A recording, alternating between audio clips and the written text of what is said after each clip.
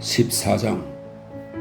자기 집을 부끄럽게 여긴다는 것은 몹시 비참한 일이다. 물론 그것은 사악한 배은망덕에서 비롯된 것이기 쉽고 따라서 인과응보에 벌을 받아 마땅한 짓이라고 말할 수 있다. 하지만 그보다 더 확실히 말할 수 있는 것은 그것이 비참한 일이라는 거다. 누나의 성미 때문에 집은 나에게 결코 즐거운 곳이 못 되었다. 하지만 조가 그런 집을 성스러운 곳으로 만들어 주었고 그래서 나는 집의 소중함을 믿었다. 나는 우리 집의 손님 맞이용 거실을 아주 우아한 응접실이라고 믿었고 우리 집의 정면 출입문을 경건하게 문을 열고 들어가 구운 새 고개의 제물을 바치는 장엄한 신전의 신비로스러운 입구처럼 생각했다. 나는 또한 우리 집 부엌이 훌륭하지는 못해도 정결한 구역이라고 믿었으며 대장간에 대해서는 사내다움과 독립으로 이끄는 빛나는 길이라고 믿어왔다. 그런데 채 1년도 안 되는 동안에 이 모든 것이 달라져 버렸다. 나에게 이제 이 모든 것은 투박하고 천박했으며 어떤 일이 있어도 미스 해비엄과 에스텔라한테 이런 것을 보여주고 싶지 않았다. 배은망덕한 이런 내 심리 상태의 얼마만큼이 나 자신의 잘못이고 얼마만큼이 미스 해비엄의 탓이며 또 얼마만큼이 누나의 탓이었는가 하는 것은 이 순간 나를 비롯한 어느 누구에게도 전혀 중요하지 않다.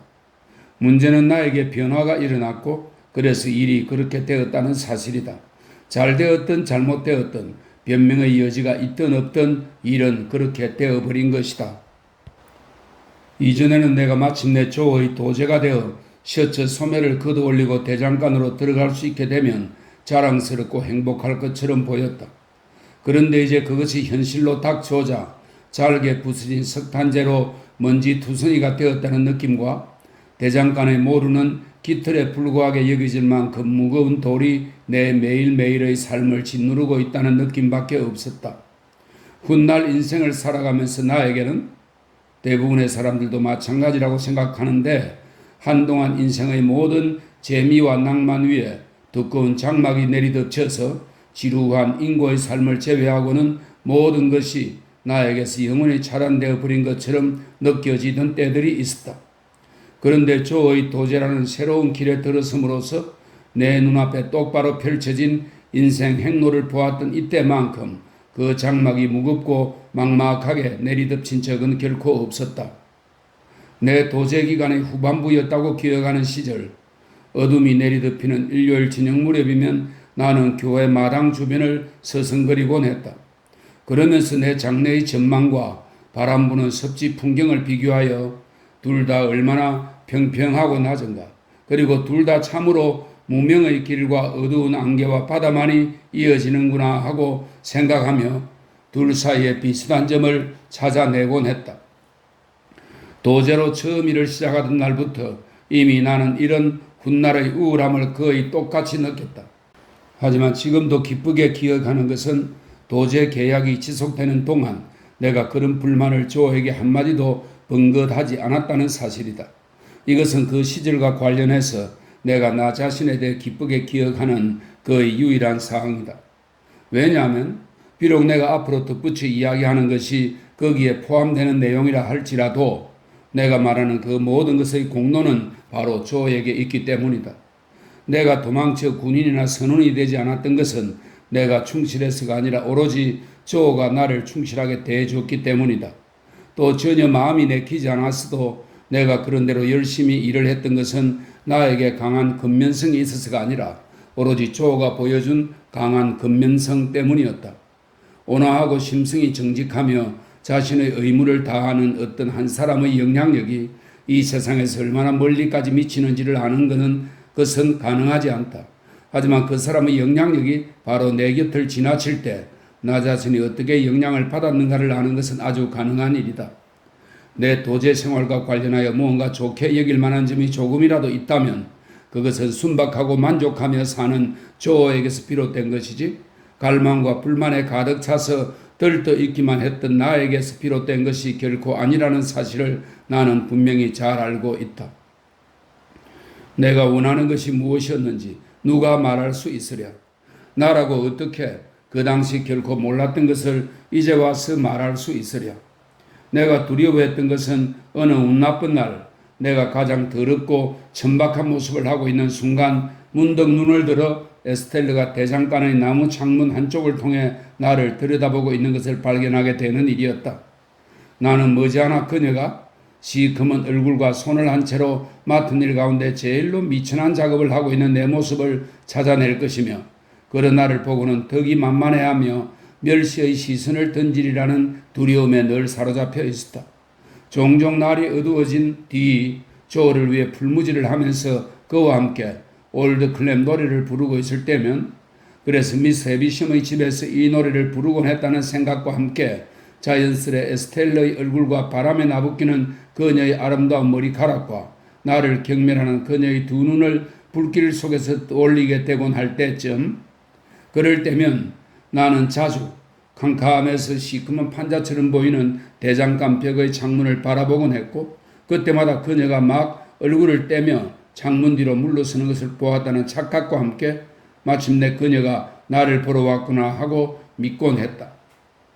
그러고 난 뒤면 저녁 식사를 하러 집으로 들어갔을 때 집과 식사는 전보다 더욱더 보잘것없게 여겨지곤 했고 집을 부끄럽게 여기는 배은망덕한 감정이 내 마음속에서 전보다 더욱더 커지곤 했다. 15장 이제 내가 윕슬시의 왕고문에 야하게 다니기에는 너무 자라서 그 우스꽝스러운 부인 밑에서 받던 내 교육도 종료를 맞게 되었다. 하지만 그것은 물론 비디가 자신이 알고 있는 모든 것, 작은 가격표 목록에서부터 예전에 그녀가 밤페니를 주고 샀던 익살스러 노래 가사에 이르기까지 모든 것을 나에게 가르쳐준 뒤였다. 이 중 맨 끝에 언급한 문학작품의 경우 말이 되는 유일한 부분은 다음과 같은 첫 몇 행뿐이었다. 내가 론던 시내에 갔을 때 말이에요, 나리님들. 투르르 난 깜짝같이 당하고 말았잖아요, 나리님들. 투르르 하지만 현명해지고 싶은 갈망으로 나는 이 작품을 더할 나위 없이 엄숙하게 암송했을 뿐만 아니라 투를 부분이 시구절보다 좀 지나치게 많다고 생각했던 것을 제외하고는 그 뛰어난 가치에 대해서 전혀 의심하지 않았던 것으로 기억한다. 지식의 굶주린 나는 윕슬씨한테 하찮은 거라도 좋으니 지적인 가르침을 좀 베풀어달라고 청하기도 했는데 친절하게도 그는 이를 받아들였다. 하지만 나중에 드러나고 말았는데 그는 나를 연극용 마네킹으로 삼아 반박을 퍼붓거나 포옹하거나 애도하거나 위협하거나 와락 움켜잡거나 칼로 찌르거나 마구 두들겨 패거나 하면서 여러 가지 연극 연습을 하고 싶었을 뿐이었다. 그래서 나는 곧 그런 교육 과정을 거부하고 말았다. 비록 윕슬씨가 이미 시적 격정 상태에서 나에게 극심한 야만적 학대를 한참 가하고 난 뒤였지만 말이다. 나는 배운 것을 무엇이든 조한테도 알려주려고 애썼다. 그런데 그렇게 말하면 너무 좋게 들릴 것이므로 양심상 설명을 한마디 덧붙이지 않을 수 없다. 나는 조를 좀 덜 무식하고 좀 덜 미천한 사람으로 만들기를 원했는데 그것은 오직 그가 좀 더 나와 어울릴 자격이 되고 또 에스텔러의 멸시를 좀 덜 받을 만한 사람이 되도록 하기 위해서였다. 우리의 공부 장소는 섭지의 옛 포병대 자리였으며 깨진 석판 한 장과 짤막한 석판용 연필 한 자루가 우리의 학습용 도구였다. 다만 여기에 언제나 조의 파이프 담배가 추가로 곁들여지곤 했다. 내가 아는 한 조는 어느 일요일에 배운 것을 다음 일요일까지 조금이라도 기억한 적이 한 번도 없었다. 아니 조가 내 지도 아래 도대체 한 조각의 지식이라도 습득한 게 있었는지 나는 결코 자신있게 말할 수 없다. 하지만 조는 다른 어느 곳보다도 이곳 포병대 자리에서 훨씬 더 지혜로운 모습으로 심지어 학식이 넘치는 듯한 모습으로 담배를 피우곤 했다. 마치 자신이 학문적으로 엄청나게 진보하고 있다고 생각하기라도 하는 듯이 말이다. 아, 사랑스러운 조, 그가 정말로 그랬기를 바란다. 그곳은 조용하고 즐거운 장소였다. 강 위에 둬서 지나가는 배의 돛이 토루 너머로 보였는데 가끔 썰물 때면 그 돛들은 강바닥에서 아직도 항해를 계속하고 있는 침몰한 배들의 돛처럼 보이기도 했다. 배들은 하얀 돛을 펼치고 바다를 향해 나아가는 것을 볼 때마다 나는 왠지 모르게 미스 해비시엄과 에스텔레 생각이 나곤 했다. 그리고 저 멀리 수평선으로 기울어진 햇살이 구름이나 돛담배나 푸른 언덕이나 수위 표시 막대 위로 비스듬히 비칠 때도 언제나 똑같이 그랬다. 미스 해비시엄과 에스텔러 그리고 그들의 기이한 집과 기이한 생활은 그림처럼 아름다운 그 모든 것들과 어떤 연관이 있는 것처럼 여겨졌다. 어느 일요일이었다. 그날따라 조가 파이프 담배를 아주 맛있게 피우면서 자신의 끔찍한 우둔함을 너무나 자랑스레 내세우는 바람에 나는 아무래도 오늘은 더 이상 안 되겠다고 생각하고는 손으로 턱을 괜 채 도로 위에 엎드렸다. 그리고 주위의 모든 풍경으로부터 그리고 하늘과 강에서 미스 해비시엄과 에스텔레의 모습을 찾아내려고 하면서 얼마 동안 그대로 엎드려 있었다. 그러다가 마침내 나는 이들과 관련하여 내 마음속에 오랫동안 간직되어 있던 한 가지 생각을 말해보기로 결심했다. 나는 말했다. 내가 미스 해비시엄을 한번 방문해야 한다고 생각하지 않아요? 글쎄다 핍. 조는 천천히 생각에 잠기며 말했다. 뭐 때문에? 뭐 때문이냐고요, 조? 꼭 무슨 이유가 있어야만 방문하는 건가요? 경우에 따라서는 얼마든지 그런 방문을 해도 되는 방문이 있겠지 핍. 조는 말했다. 하지만 미스 해비시엄을 방문하는 일에 관해서 말이다. 그녀는 너가 무언가를 바란다고 그러니까 너가 그녀한테서 무언가를 기대한다고 생각할지도 몰라. 아무것도 바라지 않는다고 말하면 되지 않겠어요, 조? 물론 그럴 수 있겠지, 친구야. 조는 말했다. 그리고 그녀가 그걸 믿어줄 수도 있겠지. 하지만 마찬가지로 안 믿어줄 수도 있어. 나도 그렇게 느꼈지만 조 역시 자신이 일리 있는 말을 했다고 느꼈다. 그는 말을 반복함으로써 그 효과를 약화하지 않도록 담배 파이프를 세게 빨아댔다. 핍, 너도 알고 있듯이 말이다. 말을 반복할 위험에서 벗어나자마자 조는 다시 말을 이었다. 미스 해비시엄은 너한테 후한 호의를 베풀어 주었다. 그런데 너한테 그렇게 후한 호의를 베풀어 주고 나서 미스 해비시엄은 날 다시 불러서는 그게 전부라고 분명히 말했단다. 그래요, 조. 나도 들었어요. 그게 전부라고 말이다. 조는 아주 강조하며 반복해 말했다. 그래요, 조. 나도 들었다니까요. 그러니까 내 말은 말이다, 핍. 그녀가 한 말의 뜻은 바로 이걸로 끝이다. 원래의 상태로 돌아가라. 난 북쪽으로 그리고 넌 남쪽으로 가라. 각자 따로 제 갈 길을 가라. 라는 게 아닌가 싶다는 거다. 사실 나도 그렇게 생각했더랬다. 조 역시 그렇게 생각했다는 것을 알게 된 것이 내겐 결코 위안이 되지 않았다. 그것은 내 판단이 맞을 가능성을 더욱 크게 하는 셈이었기 때문이다. 하지만 그래 친구야. 내 도제 생활의 첫 해도 이제 거의 다 지나가고 있어요. 그런데 도제 계약을 맺던 날 이후로 나는 미스 해비시엄한테 감사의 말이나 안부 인사를 한 번도 드리지 못했고 그분의 호의를 잊지 않고 있다는 표시도 전혀 하지 못했어요. 그건 맞는 말이다 핍. 그런데 너가 그 부인에게 내 짝 전부 갖춘 말편자 한 벌을 만들어 줄 수 있다면 모르겠지만 그러니까 내 말은 말이다. 내 짝 전부 갖춘 말편자 한 벌조차도 적절한 선물이 될 수 없을 거라는 거다. 그 부인에겐 그걸 신길 말이 전혀 없으니까. 그런 종류의 감사 표시를 하겠다는 뜻이 아니에요, 조. 선물 같은 걸 하겠다는 뜻이 아니에요. 하지만 조는 선물에 대한 생각이 머리에 박혀서 그것에 대한 이야기를 멈출 수 없었다. 또는 심지어 말이다. 그는 말했다. 너가 내 도움을 받아서 현관문에 달 새 쇠사슬 줄을 그 부인에게 만들어 주거나 아니면 가령 200~300개의 둥근 머리 다용도 나사못이나 아니면 부인이 머핀을 먹을 때 쓸 긴 토스트용 포크 같은 가볍고 멋진 소품 종류나 아니면 청어 같은 생선을 먹을 때 사용할 석쇠나 선물 같은 건 전혀 할 뜻이 없다니까요, 조. 나는 그의 말을 가로막으며 말했다. 글쎄 말이다. 여전히 조는 마치 내가 선물을 특별히 주장이라도 한 것처럼 선물 이야기를 멈추지 않고 계속했다. 그래도 내가 너라면 말이다, 핍. 난 그런 걸 선물하지 않을 거다. 그래, 난 그러지 않을 거야. 그녀는 현관문을 늘 닫아 걸어놓고 있는데 쇠사슬 줄이 무슨 필요가 있겠니? 그리고 둥근머리 나사못은 모양이 잘못 만들어지기 쉽지. 그리고 토스트용 포크는 노쇠로 그걸 만들게 될 텐데 그래봤자 별로 내밀 만한 것이 못 되지. 그리고 석쇠의 경우도 비범한 기술자가 비범한 솜씨를 보여줄 수 있을 만한 물건이 못 된단다. 석쇠는 어디까지나 석쇠일 뿐이니까 말이다. 조는 나를 어떤 고착된 망상에서 일깨워주고자 노력이라도 하는 것처럼 나에게 이 점을 단단히 각인시키며 말했다. 그러니까 너가 아무리 마음먹고 애를 써도 석쇠는 너가 바라든 바라지 않든 결국 석쇠로밖에 만들어지지 않는 법이고 그건 어쩔 수 없는 나는 그의 외투자락을 움켜잡으며 절망적으로 소리쳤다. 제발 좀 그만해요. 미스 해비심에게 선물할 생각 같은 건 난 전혀 하지 않았어요. 그래 핍. 조는 자신이 내내 주장한 바가 바로 그거라는 듯이 맞장구를 쳤다. 내 너한테 말하건대 정말 잘 생각했다 핍. 그래요 조.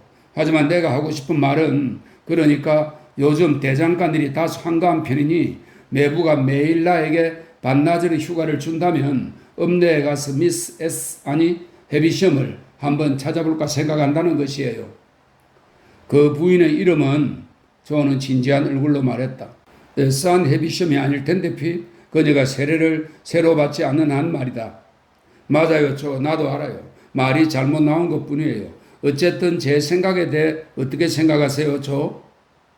요컨대 내가 그러는 게 좋다고 생각한다면 조 자신도 좋다고 생각하는 것으로 결론이 났다. 하지만 그는 한 가지 각별한 단서를 달았는데 만약 미스 해비섬이 나를 따뜻하게 맞아주지 않는다면 즉 단지 베풀어준 호의에 대한 감사의 표시일 뿐 다른 아무런 배우의 목적이 없는 내 방문이 그대로 받아들여지지 않아서 또다시 방문해도 좋다는 권유를 받지 못한다면 그렇다면 이번의 실험적인 방문이 더 이상 계속되어서는 안 되겠다는 것이었다. 나는 이 조건을 받아들이고 지키겠다고 약속했다. 그 당시 조는 주급을 지불하면서 직공을 한 명 부리고 있었는데 올릭이라는 성씨의 사람이었다.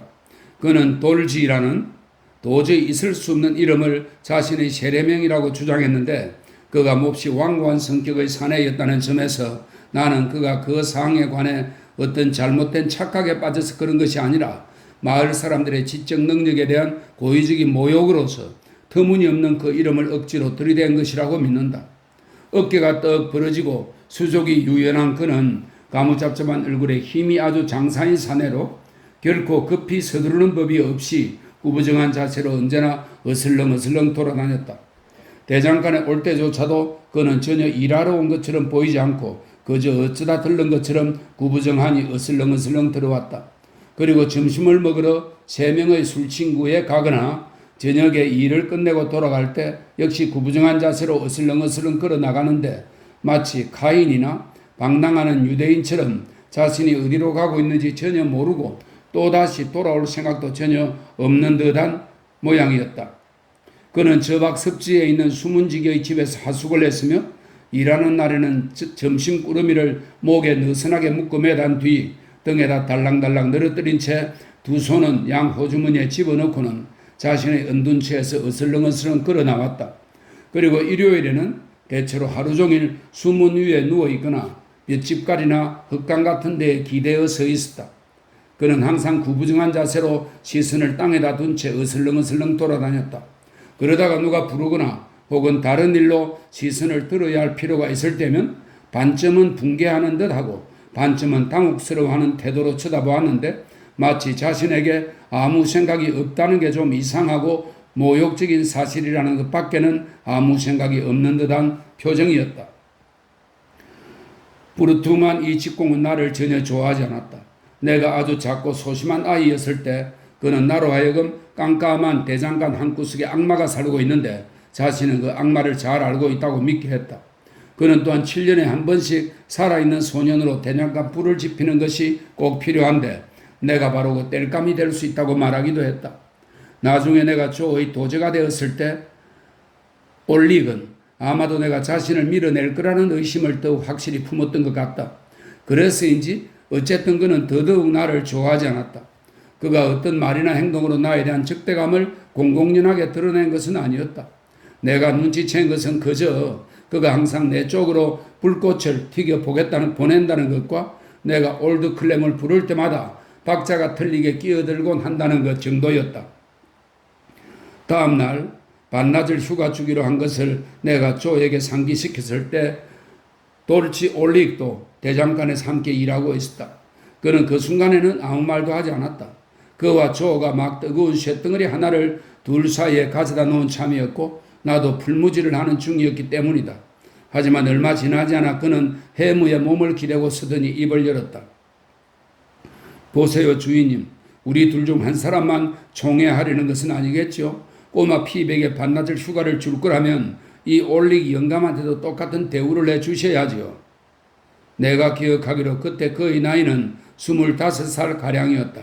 하지만 그는 늘 자신을 나이 먹은 늙은이처럼 일컫곤 했다. 아니, 자넨 반나절 휴가를 받으면 뭘 하려고 그러는가? 내가 뭘 하려고 그러냐고요? 그럼 핍은 뭘 하려고 그러는데요? 나도 그와 똑같은 걸 하겠습니다. 올릭은 말했다. 핍은 읍내에 갈 일이 있다네. 좋아요. 그럼 이 올릭 영감도 읍내에 갈 일이 있습니다. 퍽이나 영감 좋아하는 그 작자의 대꾸였다. 두 사람 다 읍내에 갈 수 있는 거 아닙니까? 한 사람은 읍내에 갈 수 있다는 법은 없잖습니까?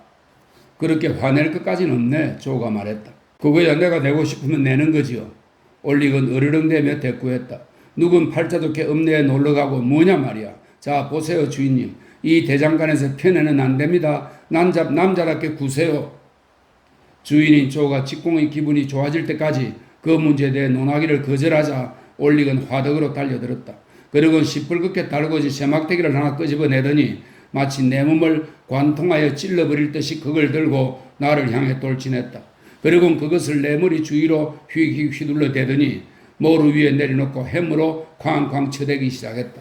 마치 내가 그 쇠막대기고 튀기는 불꽃들은 뿜어나오는 내 핏물이라도 한 것처럼 말이다. 그러더니 마침내 해머질로 자신의 몸이 달아오르고 쇠막대가 차갑게 식어버렸을 때 그는 다시 해무의 몸을 기대며 말했다. 자 주인님, 이제 기분이 괜찮아졌는가? 조가 물었다. 그래요, 괜찮아졌어요. 올릭은 퉁명스레 대꾸했다. 그렇다면 조는 말했다. 대체적으로 자네도 남들만큼 일을 충실히 잘하는 편이니 그래, 우리 모두 같이 반나절 쉬기로 하세. 그동안 누나는 마당의 적당한 거리에서 조용히 우리말을 엿들으며 서 있었다. 누나는 아주 파렴치할 정도로 염탐질과 엿듣기를 잘했다. 그러던 누나가 어느 틈에 창문으로 다가와 얼굴을 들이대며 조에게 소리쳤다. 잘한다 이 머저리 같은 작자야. 게으른 논팡이 건달들에게 그렇게 휴가를 내주다니, 그런 식으로 임금을 낭비하다니, 참말이지 당신 돈이 남아 도는가 보군. 차라리 내가 저놈 주인이 되는 게 좋겠어. 어디 그럴 수 있으면 얼마든지 그래 보시죠. 올릭은 혐오스러운 미소로 이죽거리며 대꾸했다. 건의를 내버려 두게. 조가 말했다. 난 을관이들과 악당들을 얼마든지 상대할 수 있어. 누나는 강력한 분노의 상태로 자신을 몰아가기 시작하면서 대답했다. 그런데 난 을간이들의 멍텅구리 대장인 너의 한심한 주인과 먼저 상대하지 않고는 을간이들과 상대할 수 없어. 그리고 우리나라와 프랑스를 통틀어 가장 사악하게 생기고 최고로 흉악한 악당인 니놈과 먼저 상대하지 않고는 다른 악당들과 상대할 수 없어. 자, 덤벼라 이놈아. 가지리 아줌씨, 당신은 정말 지독한 악다구니쟁이요. 직공은 으르렁대며 대꾸했다. 악당의 판정관 자격이 그걸로 주어진다면 당신이야말로 딱 적격자일 거요. 건의를 내버려 두라고 했네. 조가 말했다. 너 지금 뭐라고 했어? 누나는 거의 비명에 가까운 어조로 외쳤다. 너 지금 뭐라고 말했어? 예, 핍. 올릭 저놈이 방금 나한테 뭐라고 했니? 아이고, 남편이 버젓이 옆에 서 있는 데서 저놈이 지금 날 뭐라고 부른 거지? 마지막 한마디는 절규의 외침이었다. 내가 일찍이 만나본 난폭한 여자들 모두에게 똑같이 해당되는 것으로 누나에 대해서 한 가지 말해둘 게 있는데, 그것은 바로 격정 때문에 그랬다는 핑계가 누나에게는 성립되지 않는다는 점이다. 누나는 누가 봐도 틀림없게 갑자기 격정에 빠져드는 대신 의식적이고 의도적으로 각별한 노력을 기울여 자신을 격정 속에 강제로 밀어넣고는 규칙적인 단계를 거쳐 맹목적인 광분 상태로 진행해 나갔다. 저놈이 나한테 무슨 욕을 한 거지? 그런데도 나를 보호해 주겠다고 맹세한 저 비겁한 작자는 가만히 보고만 있다니. 나 좀 잡아줘. 아이고 이런. 직공은 이를 악물며 어르렁거렸다. 당신이 내 마누라였다면 얼마든지 잡아주었을 거요. 잡아다 수도 뻔발에 쳐박고는 얼을 쏙 빼버렸을 거요. 다시 말하는데 그녀를 내버려 두게. 조가 말했다. 오, 저놈 말하는 것 좀 봐. 누나는 외쳤다. 그리고는 손뼉을 한번 치며 비명을 질렀다. 이건 그녀의 다음 단계였다. 저놈이 나한테 욕짓거리 하는 것 좀 봐. 올릭, 저놈이 말이야. 바로 내 집 마당에서 남편 있는 여자인 나한테 말이야. 그것도 남편이 옆에 버젓이 서 있는 자리에서 말이야. 여기서 누나는 한바탕 손뼉을 치며 비명을 질러댄 다음 두 손으로 앞가슴과 양무릎을 차례로 두드려댔다. 그러고는 모자를 벗어던진 다음 머리카락을 풀어헤쳤다. 이것들은 광기로 가는 그녀의 마지막 단계였다. 이런 식으로 마침내 더할 나위 없이 완전한 분노의 화신 상태에 성공적으로 도달하게 된 누나는 즉시 대장간 문을 향해 돌진했다. 하지만 다행히도 문은 내가 아까 잠가놓은 상태였다. 중간에 몇 번 만류의 말을 던졌다가 무시만 당한 불쌍한 조는 이제 다른 도리가 없었다. 자신의 직공을 마주보고 서서는 자신과 조 부인 사이에 그런 식으로 끼어들다니 그게 무슨 행패냐고 말한 뒤 곧이어 사나이답게 덤벼볼 용기가 있냐고 묻는 것 밖에는 올릭 영감은 조와 맞붙어 싸우는 수밖에는 다른 도리가 없는 상황임을 깨닫고는 즉시 방어 자세를 취했다. 이리하여 두 사람은 뿔에 타고 거을린 앞치마를 벗어놓을 겨를도 없이 서로를 향해 두 명의 거인처럼 달려들었다. 하지만 나는 조에게 맞서서 오래 버틸 수 있는 사람을 우리 동네에서 본 적이 없다. 올릭은 마치 기껏해야 나와 싸웠던 그 창백한 어린 신사 정도밖에 안 되는 것처럼 금세 석탄재 더미 속으로 나동그라졌고 거기서 곧바로 나올 생각도 별로 없는 듯 했다. 그러자 조는 대장간 문을 열고 나가 누나를 잡아 일으켰다. 인사불성이 된 채로 창문 앞에 쓰러져 있던, 하지만 싸움을 보고 난 뒤였다고 나는 생각한다. 그 쓰러져 있던 누나는 곧 집 안으로 운반되어 눕혀진 다음 정신을 차리라는 권유를 받았다. 하지만 그녀는 그저 두 손으로 조의 머리카락을 움켜쥔 채 몸부림만 쳐댈 뿐이었다. 그러고 난 뒤 모든 소동 끝에 항상 이어지게 마련인 묘한 고요와 침묵이 찾아왔고 나는 그런 잠잠함과 언제나 연결짓고 나던 막연한 느낌, 즉 그날이 일요일이고 누군가 사망했다는 느낌을 지닌 채 위층으로 올라가 외출복으로 갈아입었다. 내가 다시 아래층으로 내려왔을 때 조와 올릭은 대장간을 썰고 있었다. 올릭의 콧구멍 한쪽이 찢어진 것을 제외하고는 소동이 있었다는 어떤 흔적도 없었으며 상처 자체도 그다지 심하거나 눈에 확 띄진 않았다. 술친구에서 맥주 한 잔이 배달되어 와 있었고 두 사람은 평화로운 얼굴로 그것을 돌려가며 마시고 있었다. 그 잠잠한 상태의 영향으로 인해 차분하고 철학적인 기분이 되었는지 조는 길까지 나를 배웅해 주러 나와서는 나한테 도움이 될 작별의 말로 다음과 같이 말했다.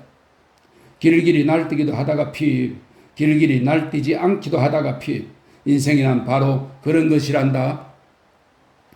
내가 얼마나 터무니없는 흥분에 사로잡혀 미스 해비심의 집으로 끌어갔는가 하는 것은 여기에서 별로 중요한 사실이 아니다. 또한 내가 초인종을 울릴 결심을 하기 전에 그녀의 집 대문을 얼마나 여러 차례 지나치며 왔다 갔다 했는지도 중요하지 않다. 또한 초인종을 울리지 말고 그냥 돌아갈 각오 망설였으며 만약 내가 마음대로 시간을 낼 수만 있었다면 나중에 다시 오기라고 그냥 돌아가고 말았을 게 틀림없다는 건 역시 별로 중요한 사실이 아니다. 미스 세르 포킷이 대문을 열어주러 나왔다. 에스텔라는 보이지 않았다. 아니 웬일이야? 너가 또 여길 오다니? 미스 포킷은 말했다. 뭐 때문에 온 거냐? 그저 미스 해비셴에게 안부 인사를 드리러 왔을 뿐이라고 말했을 때 세르는 나를 그냥 쫓아버릴 것인지 말 것인지를 놓고 따져보는 기색이 역력했다. 그러나 책임질 위험을 무릅쓰고 싶지 않았는지 그녀는 일단 나를 들어오게 했다. 그러고는 잠시 후 돌아오더니 올라오란다 하고 날카롭게 말을 전했다. 아무것도 변한 것이 없는 그대로였다. 미스 해비심은 혼자였다. 그래 어쩐 일이냐? 그녀는 나를 빤히 노려보며 말했다. 뭘 바라고 온 것은 아니겠지? 아무것도 받지 못할 테니까 말이야? 네 물론이지요 미스 해비심. 그저 제가 도제 생활을 아주 잘하고 있다는 것과 제가 항상 크게 감사하고 있다는 것을 말씀드리고 싶어서 왔을 뿐이에요.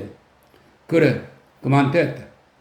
손가락을 짜증스럽게 흔들어대는 예의 동작과 함께 그녀는 말했다. 가끔씩 오너라. 너희 생일 때 오너라. 아, 그렇지. 그녀는 갑자기 크게 외치며 의자에 앉은 채 나에게로 몸 전체를 돌렸다. 넌 지금 에스텔레를 찾아 두리번거리고 있는 게로구나. 그렇지? 실제로 나는 두리번거리고 있었다. 물론 에스텔레를 찾아서 말이다. 그래서 나는 그녀가 잘 지내고 있기를 바란다고 더듬거리며 말했다. 외국에 갔단다. 미스 헤비심은 말했다. 숙녀가 될 교육을 받으러 갔지. 아주 멀리 떨어진 곳으로 말이야. 전보다 더욱 예뻐졌단다. 보는 사람마다 찬탄을 하지. 어때? 넌 그 애를 잃어버렸다고 느끼지 않니? 마지막 말을 하면서 그녀가 너무나 역력하게 악의적인 즐거움을 드러내 보였고 또 갑자기 너무나 불쾌한 웃음을 터뜨렸기 때문에 나는 당혹스러워서 무엇라고 말해야 할지 몰랐다. 하지만 나는 더 이상 당황하며 고민할 필요가 없었는데 그녀가 곧바로 나한테 그만 가보라고 했기 때문이었다. 호두 껍데기 같은 얼굴의 셰르 포켓이 내 등 뒤로 대문을 닫았을 때 나는 우리 집과 내 직업 그리고 그 밖의 모든 것에 대한 불만을 더욱더 크게 느꼈다. 그날의 그 발걸음으로 내가 얻은 것은 오직 이것뿐이었다. 내가 가게의 진열장들을 침울하게 들여다보면서 그리고 내가 신사라면 무엇을 살 것인가 하고 생각하면서 읍내 중심가를 따라 느릿느릿 걸어가고 있을 때 마침 책방에서 나오는 한 사람이 있었는데 그건 바로 다름 아닌 윕슬씨였다. 윕슬씨는 방금 6펜스를 투자해 구입한 조지 바누엘의 감동적인 비극 이야기를 손에 들고 있었는데 펌벌축구와 함께 차를 마실 예정인 그는 그 책의 내용을 한마디도 빠짐없이 펌벌축구의 머리 위에 쏟아부을 작정이었다. 그는 나를 보자마자 신의 특별한 섭리로 도제 하나가 책 읽어줄 대상으로 그에게 보내졌다고 생각하는 듯 했다. 그는 나를 붙잡아 세우고는 자기와 함께 펌벌축구의 응접실에 가자고 강력히 주장했다.